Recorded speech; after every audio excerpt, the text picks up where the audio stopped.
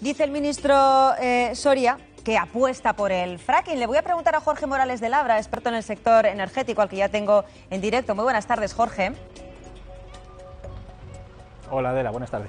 Me gustaría preguntarte cuál es la aportación, en qué medida el fracking, el gas que de ahí se obtiene, puede ayudar a reducir la factura de las empresas. Bueno, pues es una gran pregunta, porque efectivamente el ministro dice que va a reducir la factura, pero no dice cuánto y, por supuesto, tampoco dice a costa de qué. Me explico. El cuánto es la gran incógnita, porque en primer lugar no se sabe, en España no sabemos qué recursos de petróleo o de gas hay en el subsuelo de la península, es desconocido, hay muy poco conocimiento geológico sobre la estructura profunda de nuestro subsuelo, ¿no? Por tanto, hay una gran incógnita sobre lo que puede haber ahí. Las mejores cifras que tenemos podrían hablar de un máximo de hasta 40 años de autonomía de gas de España bajo el subsuelo, pero yo digo que son las mejores, que hay una gran incógnita sobre esto. Y además hay una segunda gran incógnita sobre a qué precio podrían sacar ese gas, ¿no? Porque en Estados Unidos se está sacando a un precio muy barato por las excepcionales condiciones que hay allí en Estados Unidos. Aquí se sabe que sería, en todo caso, más costoso de hacerlo, ¿no? Por tanto, comparar el precio de Estados Unidos, del fracking en Estados Unidos, con el precio en España es cuanto menos peligroso, ¿no? Y el segundo, ¿a costa de qué? La segunda gran pregunta es un poco por lo que se mencionaba en el vídeo, ¿no? Es decir, por ejemplo, si se contamina el agua de una zona, o qué se hace con el fluido de retorno que aparece después de realizar la perforación, que tiene un montón de sustancias contaminantes, eso luego cómo se depura, dónde se queda, en fin, qué se va a hacer con ello. Hay un montón de incógnitas ahí que el ministro no explica, ¿no? A costa de qué se va a producir esa supuesta bajada en la factura energética de las industrias. Jorge, te quería preguntar por ese coste medioambiental, porque hemos escuchado en el reportaje opiniones para todos los gustos, informes para todos los gustos. ¿Existe un riesgo real de esa contaminación de acuíferos, por ejemplo, de esa sismicidad inducida? Vamos a ver, un riesgo real existe porque en Estados Unidos ha habido casos. Es verdad que ha habido pocos casos respecto de la gran cantidad de perforaciones que se han realizado hasta la fecha, pero ha habido casos, ¿no? Entonces aquí, yo es que esta pregunta es la de siempre y yo siempre la respondo de la misma manera. Si es tan seguro, ¿por qué las compañías que lo hacen no aportan una póliza de responsabilidad civil que sea realmente válida para cubrir los casos de estos posibles incidentes, que, como estás diciendo, son incidentes muy graves? O sea, que haya una sismicidad, aunque sea un microseísmo inducido, es una cosa muy grave. Que se pueda contaminar el agua de una región es un tema muy grave. Entonces, claro, yo lo que pediría aquí es un seguro de responsabilidad civil suficientemente amplio como para cubrir esas incidencias, ¿no? Que luego no pase lo que hemos visto con Repsol en Canarias, que se nos presenta con un seguro de 60 millones de euros de responsabilidad civil. Oiga, 60 millones de euros es el chocolate del loro, si sabemos que el Prestige ya nos costó más de 4.000 millones.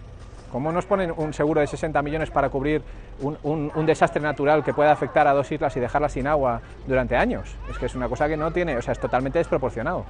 Claro, como experto en materia energética, me gustaría preguntarte sobre ese dato. Se supone que las empresas están pagando un 10% más en su factura energética que en el resto de Europa. El Gobierno lanza una serie de medidas. ¿Cuáles serían las tuyas? Tú eres el experto, cuéntanos. Bueno, lo primero que habría que hacer, hablando de la luz, que es de lo que habla sobre el 10%, lo primero que habría que hacer es una verdadera reforma del sector eléctrico, ¿no? Porque el sector eléctrico, lo que se ha demostrado en los últimos años es que tanto este gobierno como el anterior han ido parche a parche tratando de solucionar los problemas que se han encontrado sin abordar una reforma en profundidad, ¿no? Entonces nos encontramos con problemas endémicos en el sector, como por ejemplo que las centrales nucleares o las centrales grandes hidráulicas que están totalmente amortizadas sigan cobrando el mismo precio que el precio de las centrales de gas, por ejemplo. Es una cosa que se sigue permitiendo en el sector eléctrico español, ¿no?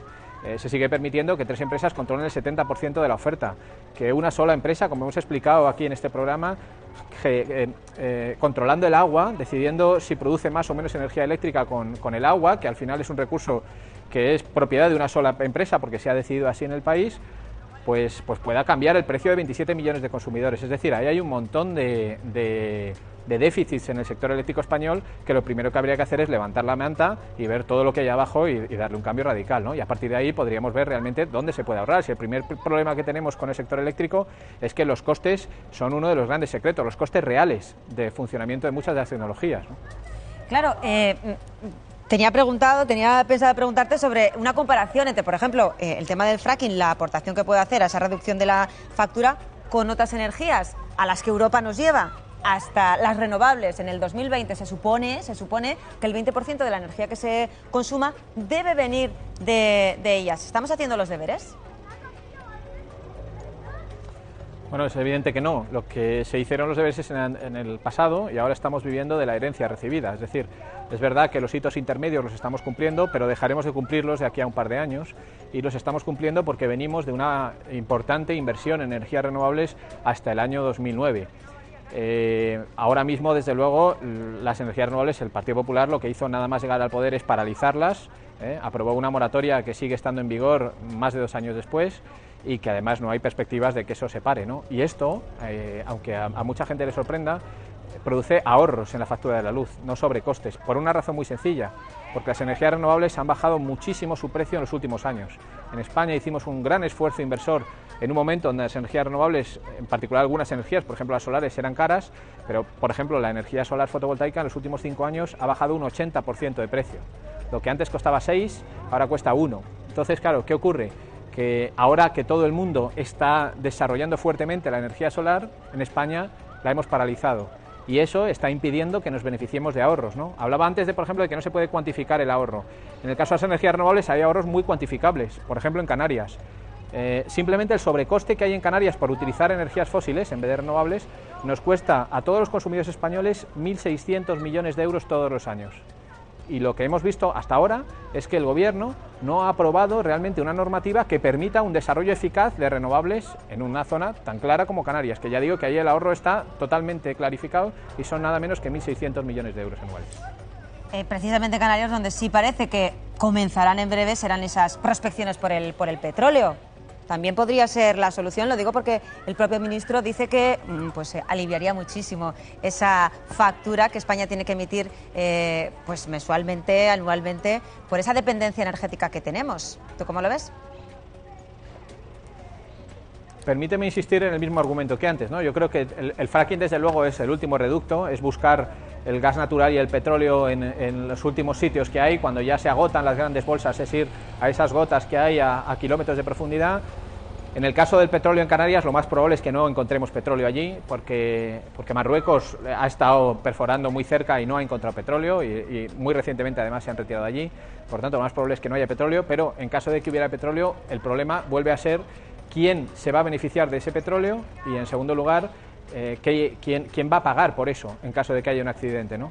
Es exactamente lo mismo que hablábamos en el caso del fracking. O sea, es decir, lo que no puede ser es que ahí se beneficie, en caso de que se encuentre petróleo, una empresa privada, por muy española que se quiera llamar, al final es una empresa privada, y después que los posibles perjuicios que se tengan sobre la zona, sobre el medio ambiente de la zona, pues estén localizados, ¿no? en la... Para ti, esa es la gran pregunta. ¿Cuáles son las diferencias para que en Málaga no se paralice y en Canarias sí se vayan a hacer las prospecciones? Pues yo tengo que decirte, Adela, que no las encuentro. Es decir, yo me alegro de que el Gobierno decida consultar a la población local en un aspecto como este, ¿no? Igual me alegraría mucho de que hubiera hecho lo mismo en Canarias, que haga lo mismo en Baleares y que haga lo mismo en el caso del fracking, como hablábamos antes. Es decir, en todos los casos donde el beneficio potencial puede ser de la sociedad, pero los daños son siempre locales, parece muy razonable consultar con la población local y saber hasta qué punto hay un riesgo importante sobre la economía o sobre la biodiversidad de la zona, ¿no? Lo sorprendente, desde luego, es que se haga en unos sitios sí y en otros no. Y claro, la mera posibilidad de que eso dependa del color político de la administración regional, pues a mí me espanta, ¿no? Que eso pudiera ser así en algún sitio, ¿no? Parece que es muy razonable consultar a la población, pero no que eso dependa de qué tipo de población es a la que nos enfrentamos. Jorge Morales de Labra, experto en energía, muchísimas gracias por tus palabras, por tu análisis. Un saludo.